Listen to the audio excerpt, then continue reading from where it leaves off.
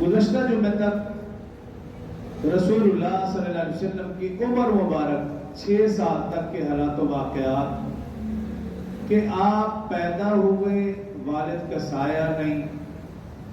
عمر مبارک آپ کی 6 سال ہوئی، والدہ پائدہ ان کا سایہ بھی سر سے اٹھ گیا، اور جب عمر مبارک 8 سال ہوئی تو پھر دادا جان بھی داغ مفارقت دے گئے۔ رسول اللہ صلی اللہ علیہ وسلم کی عمر مبارک 6 سال تھی، والدہ مائدہ کا سایہ سر سے اٹھا۔ اس کے بعد رسول اللہ صلی اللہ علیہ وسلم کے دادا جان حضرت عبد المطلب، انہوں نے اپنے زیر کفالت اپنے پوتے کو لیا۔ یہ دادا بھی عظیم اور یہ پوتا بھی عظیم۔ دادا مکہ والوں کا سردار تھا تو پوتا دونوں جہانوں کا سردار تھا۔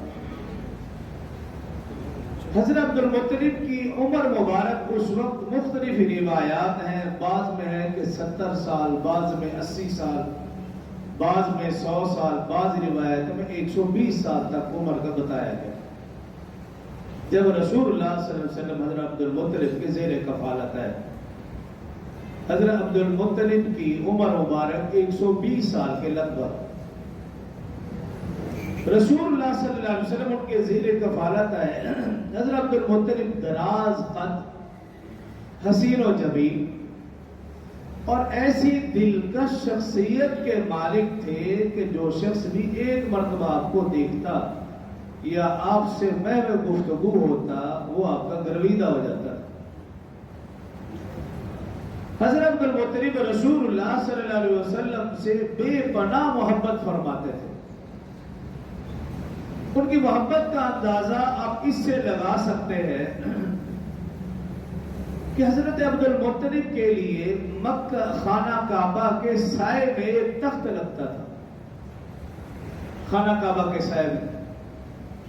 اور وہ تخت حضرت عبد المطلب کے لیے لگتا۔ آپ کی اولاد کو یہ ہمت بھی نہ ہوتی تھی کہ وہ تخت پر بیٹھ سکتے یا وہاں بیٹھنے کا سوچ بھی سکتے۔ اگر یہ ہمت یہ حوصلہ صرف اور صرف رسول اللہ صلی اللہ علیہ وسلم کہ رسول اللہ صلی اللہ علیہ وسلم جب بھی اپنے دادا کے قریب جاتے اور وہ تخت پر تشریف فرما ہوتے تھے تو بلا جھجک، بغیر روک ٹوک کے، بلا تکلف رسول اللہ صلی اللہ علیہ وسلم تخت پر جاتے، جا کر بیٹھ جاتے، اور حضرت عبد المطلب خوشی کا اظہار فرماتے تھے۔ آپ کی اولاد کو تو ہمت نہ ہوتی تھی۔ آپ کی اولاد میں سے جو سب سے بڑے بیٹے تھے حضرت ابو طالب، وہ کئی مرتبہ روک ٹوک کی کوشش کرتے کہ رسول صلی اللہ علیہ وسلم تخت پر نہ جائیں، کہ یہ ہمارے والد ماجد کی توہین ہے کہ جب ہم اولاد ہو کر تخت پر نہیں بیٹھتے، سوچتے بھی نہیں، تو یہ بچہ ہو کر یہ کیوں جاتا ہے۔ تو اسی طرح ایک مرتبہ حضرت عبد المطلب تخت پر تشریف فرما ہے،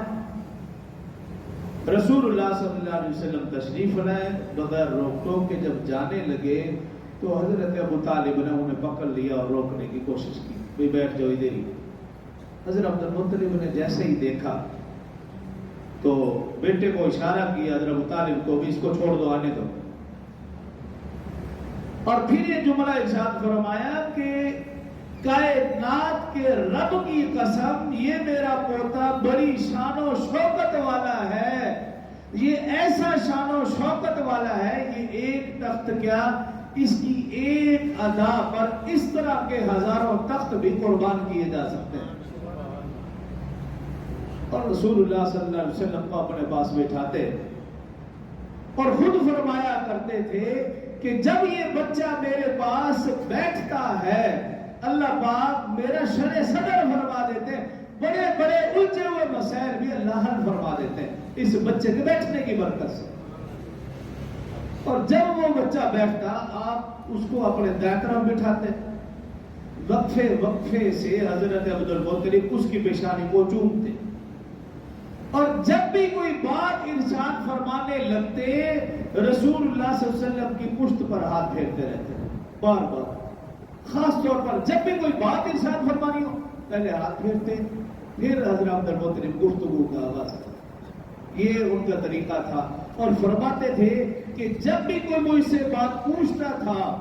اور جیسے ہی میں ہاتھ پھیرتا تھا اللہ تعالیٰ میرے دل میں اس مسئلے کا حل فرما دیتے تھے. الجھے وہ مسائل بھی میرے حل ہو جاتے تھے. اور جو میں بات کرتا تھا بعض اوقات مجھے بھی اندازہ نہیں ہوتا تھا کہ یہ بات میری زبان سے نکلی تو کیسے نکلی. اس بچے کے وجود مسعود کی برکت سے